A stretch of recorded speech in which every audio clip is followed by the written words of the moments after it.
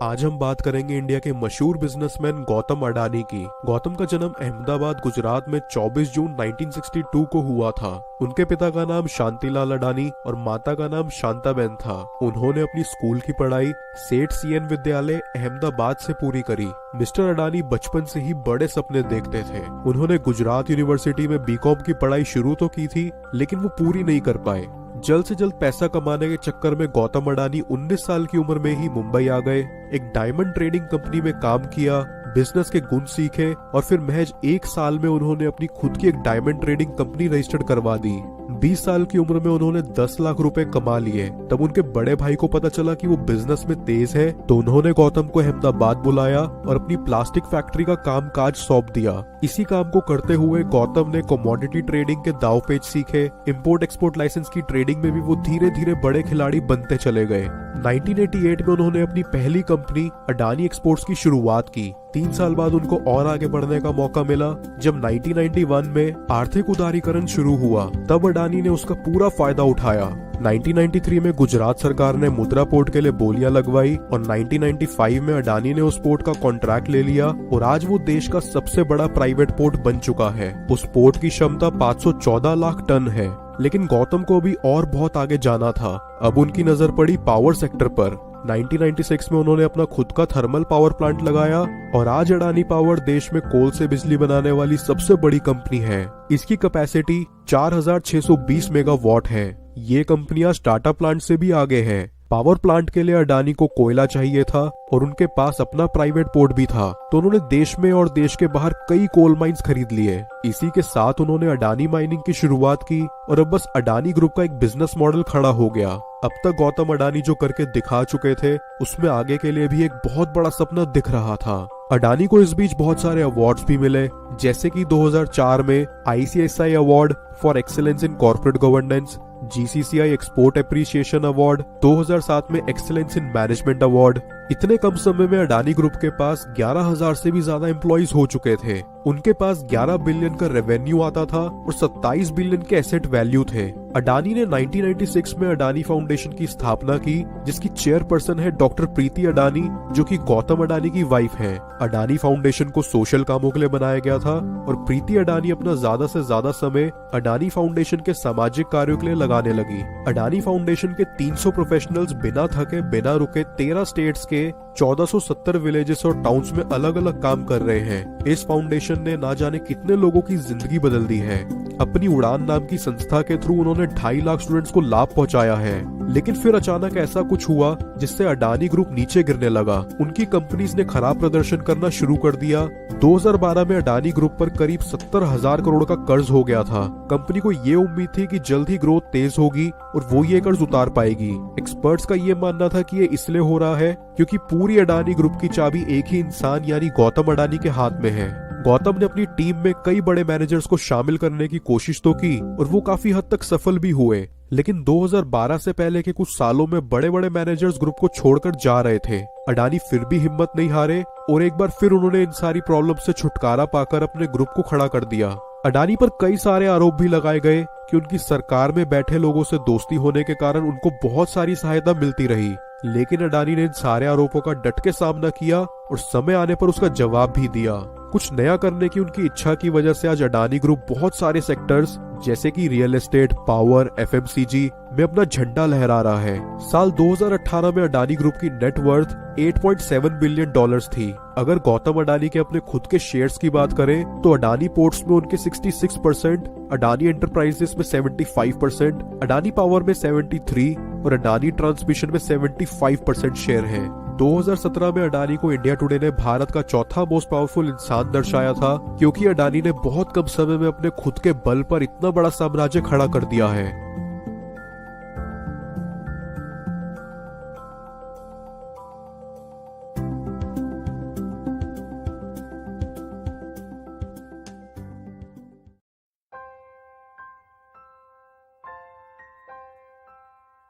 दोस्तों, आज मैं बात करने जा रहा हूं रिलायंस इंडस्ट्रीज के चेयरमैन और कंपनी के सबसे बड़े शेयर होल्डर मुकेश अंबानी की, जो आज के समय में भारत के सबसे अमीर आदमी हैं।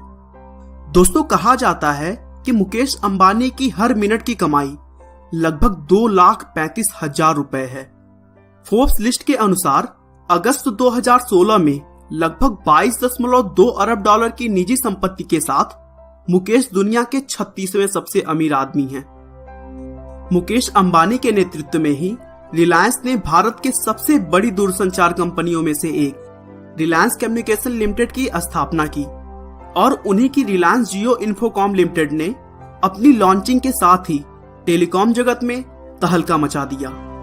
जियो पहले ही दिन से देश की सबसे बड़ी टेलीकॉम कंपनियों में शुमार हो गई। वे इंडियन प्रीमियर लीग की टीम मुंबई इंडियंस के मालिक भी हैं। दुनिया के सबसे महंगे मकानों की लिस्ट में मुकेश अंबानी का घर एंटिलिया सबसे ऊपर है, जिसकी कीमत करीब 2 अरब डॉलर है। इस घर के बारे में मैं आपको इसी वीडियो में आगे डिटेल में बताऊंगा, लेकिन उससे पहले चलिए हम मुकेश अंबानी के जीवन को शुरू से जानते हैं। मुकेश अंबानी का जन्म 19 अप्रैल 1957 को यमन के एडन शहर में हुआ था। उनके पिता का नाम धीरूभाई अंबानी और मां का नाम कोकिलाबेन था। मुकेश अंबानी के अलावा उनके एक छोटे भाई अनिल अंबानी और 2 बहनें दीप्ति सलगावकर और नीना कोठारी भी हैं। मुकेश की प्रारंभिक शिक्षा मुंबई के पिडार रोड पर स्थित हिलग्रांज हाई स्कूल में हुई। इसी स्कूल में उनके छोटे भाई अनिल अंबानी भी पढ़ते थे। मुकेश ने institute of chemical technology Matunga से केमिकल इंजीनियरिंग में बैचलर ऑफ इंजीनियरिंग की डिग्री ली और फिर आगे की पढ़ाई के लिए स्टैनफोर्ड यूनिवर्सिटी में एडमिशन लिया। लेकिन 1 साल के बाद ही अपने पिता धीरूभाई अंबानी की मदद करने के लिए उन्होंने पढ़ाई बीच में ही छोड़ दी और फिर 1980 में लाइसेंस मिलने के बाद पॉलिस्टर मैन्युफैक्चरिंग के कारखानों को संभालने में लग गए। मुकेश अंबानी के नेतृत्व में ही रिलायंस ने रिलायंस इन्फोकॉम लिमिटेड की स्थापना की, जिसे अब रिलायंस कम्युनिकेशन लिमिटेड के नाम से जाना जाता है। मुकेश अंबानी की रिलायंस जियो इन्फोकॉम ने अपनी लॉन्चिंग के साथ ही टेलीकॉम जगत में तहलका मचा दिया। सितंबर 2016 में इसने 4G डेटा सेगमेंट में अपनी सर्विस शुरू की और केवल 170 दिनों में इसके 10 करोड़ ग्राहक हो गए।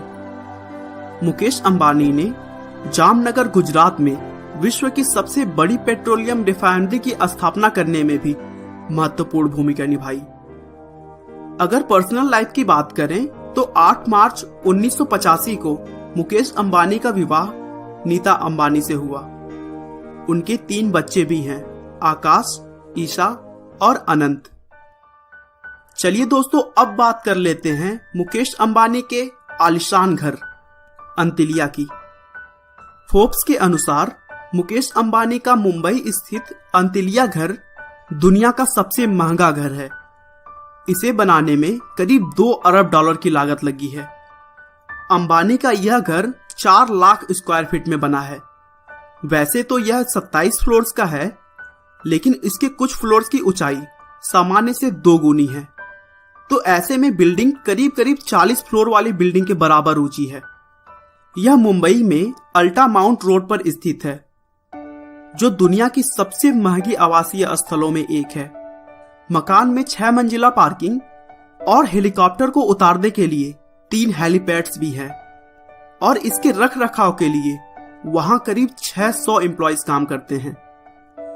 दोस्तों, देश की सबसे बड़ी कंपनियों में शुमार मुकेश अंबानी की कंपनीज भी शून्य से शुरू होकर शिखर तक पहुंची।